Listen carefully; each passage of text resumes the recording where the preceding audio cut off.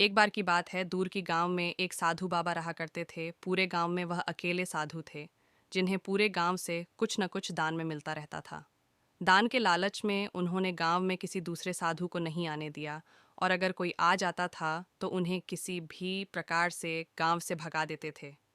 इस प्रकार उनके पास बहुत सारा धन इकट्ठा हो गया था। वहीं एक ठग की नज़र कई दिनों से साधु बाबा के धन पर थी। वह किसी भी प्रकार से उस धन को चुराना चाहता था। उसने योजना बनाई और एक विद्यार्थी का रूप बनाकर साधु के पास पहुंच गया। उसने साधु से अपना शिष्य बनाने का आग्रह किया। पहले तो साधु ने मना किया, लेकिन फिर थोड़ी देर बाद मान गए और ठग को अपना शिष्य बना लिया।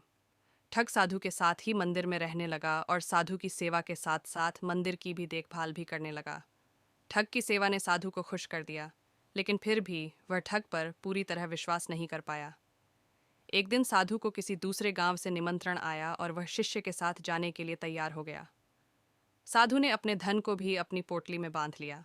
रास्ते में उन्हें एक नदी मिली। साधु ने सोचा कि क्यों न गांव में प्रवेश करने के पहले नदी में स्नान कर लिया जाए। साधु ने अपने धन को एक कंबल में छुपाकर रख दिया और ठग से उसकी देखभाल करने का बोलकर नदी की ओर चले गए।